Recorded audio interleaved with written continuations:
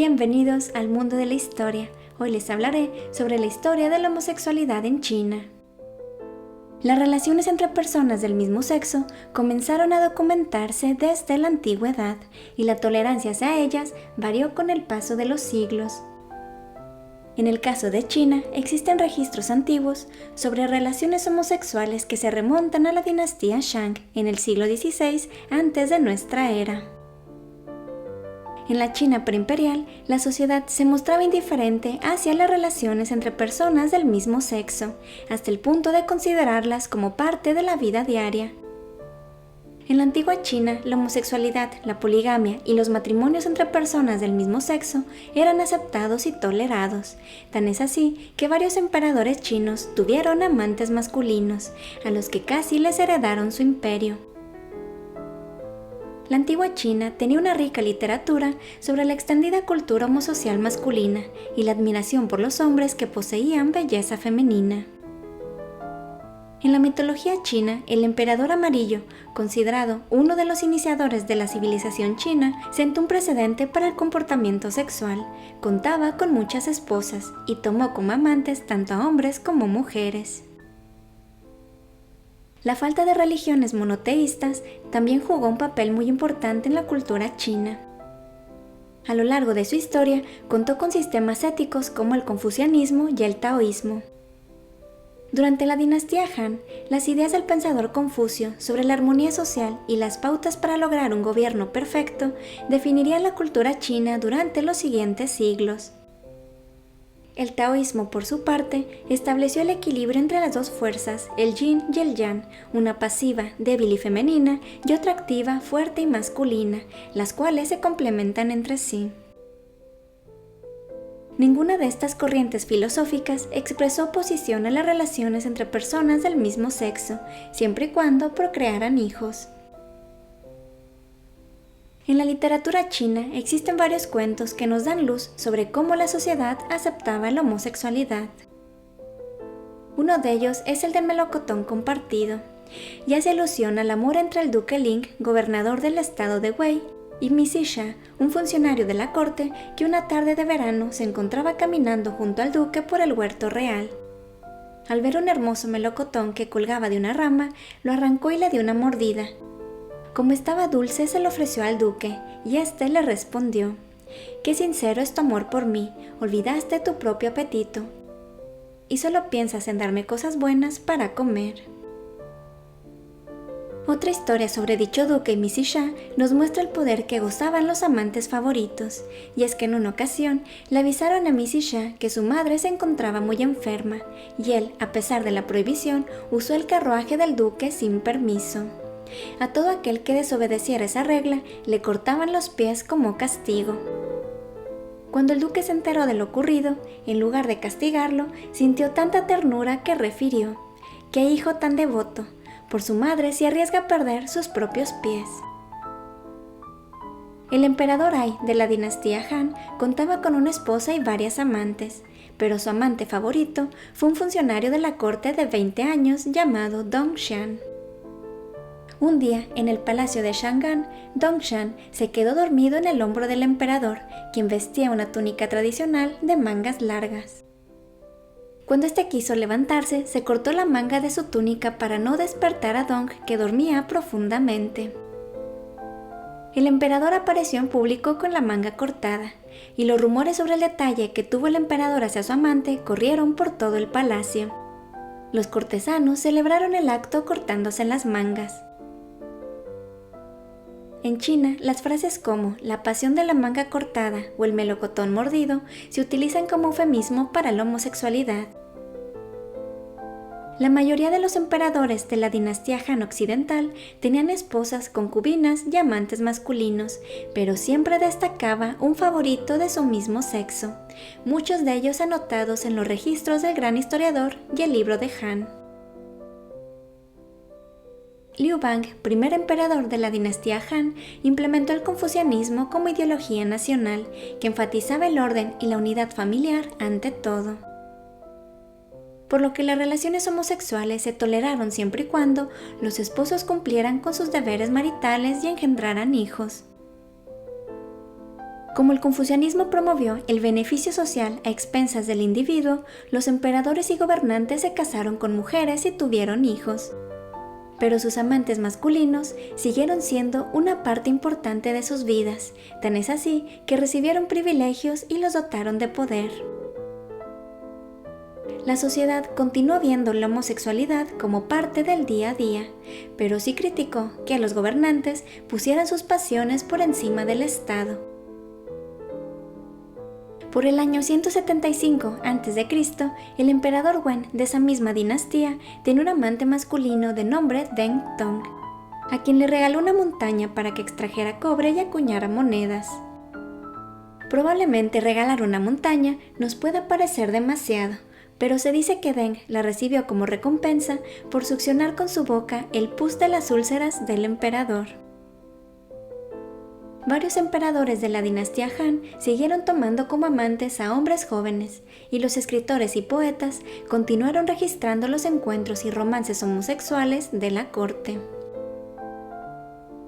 Según el libro de Han, el emperador Wu, el cuarto de esa dinastía, tuvo muchas aventuras con mujeres, pero un cortesano destacó sobre todas ellas. Su nombre era Han Yan y despertaba todas las mañanas en la recámara imperial.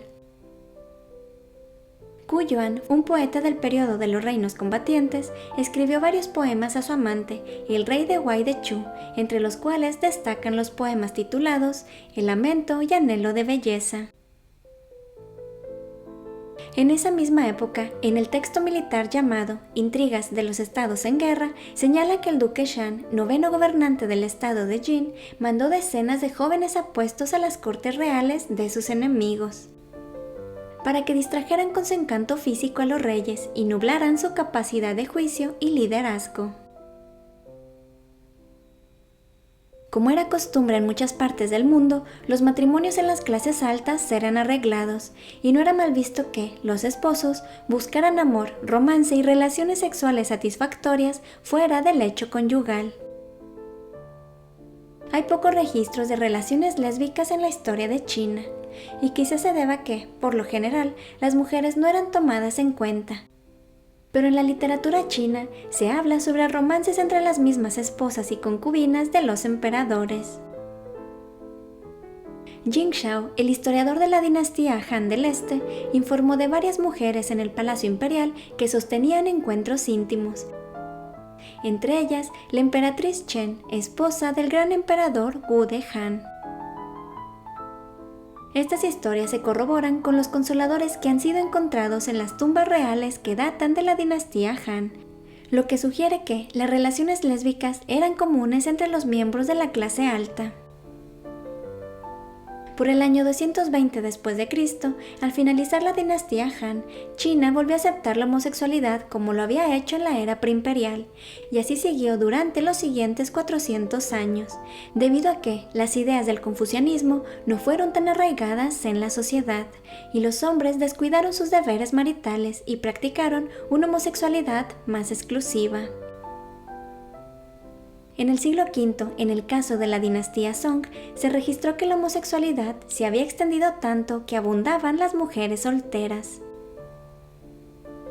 Durante la dinastía Tang, entre el siglo VII y X de nuestra era, se importó varios aspectos de la cultura occidental para intentar restaurar el orden moral, pero irónicamente, Li Chengqian, el primer príncipe heredero de esa dinastía, tenía una relación homosexual con un joven al que llamó Chen Xin, y dicho sea de paso, cuando el emperador se enteró de esa relación, ordenó matar al amante de su hijo. En ese periodo, el budismo se convirtió en la principal ideología nacional y muchos tenían una visión más estricta del sexo, cuyo fin único era el de la procreación, por lo que la homosexualidad se consideró una distracción en el camino de la iluminación.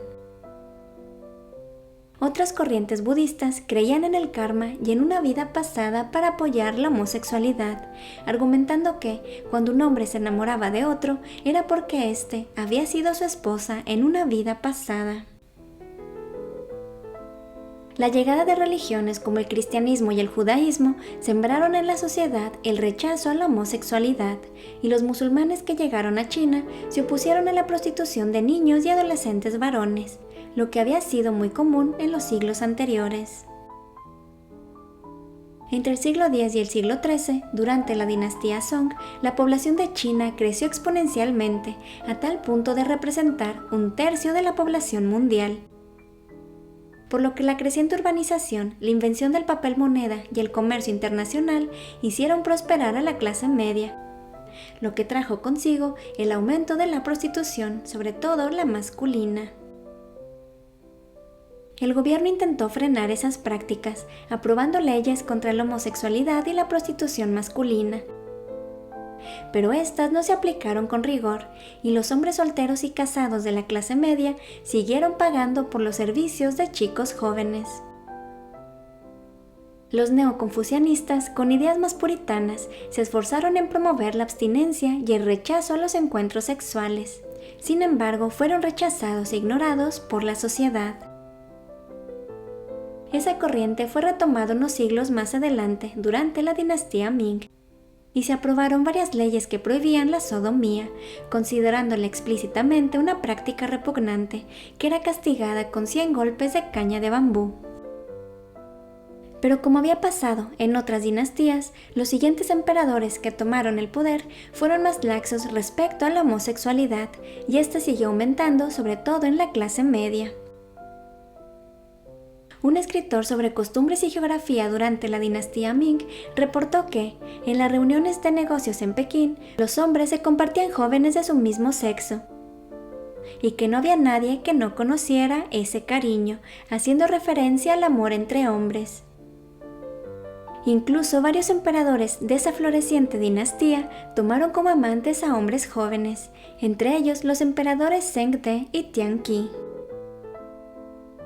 En esa misma época se popularizó la llamada moda sureña, haciendo referencia a las provincias de Fujian al sur de China, considerada la cuna de la homosexualidad, que se hizo famosa por los matrimonios entre hombres. El hombre mayor desempeñaba el papel de hermano mayor, pagando el equivalente al precio de la novia a la familia del joven, que sería llamado hermano menor adoptivo o kidi. Realizarían los rituales de una boda tradicional china, y el más joven se trasladaría a la casa del hombre mayor. El kidi sería tratado como un yerno por los padres de su marido. Sería mantenido por este, y vivirían como marido y mujer, hasta que en el futuro ambos hombres se casaran con mujeres para continuar su linaje, lo que disolvería el vínculo matrimonial. Sobre esto, el comentarista Shen Defu mencionó lo siguiente: los hombres de Fujian son extremadamente aficionados a la belleza masculina. No importan cuán ricos o pobres, guapos o feos, todos encuentran un compañero de su propio estatus. Hubo ocasiones en las que la nueva esposa consentía vivir con el antiguo marido de su ahora esposo y convertirse los tres en una familia. También era muy común que, en la provincia sureña de Guangzhou, las mujeres jóvenes se fueran a vivir juntas y permanecieran solteras por el resto de sus vidas. Algo así como los matrimonios de Boston, de los cuales les hablé en un video anterior, que si no lo han visto los invito a hacerlo. Durante esa misma dinastía, las relaciones lésbicas alcanzaron su punto álgido, los instrumentos sexuales abundaron y fueron tendencia a las pinturas pornográficas.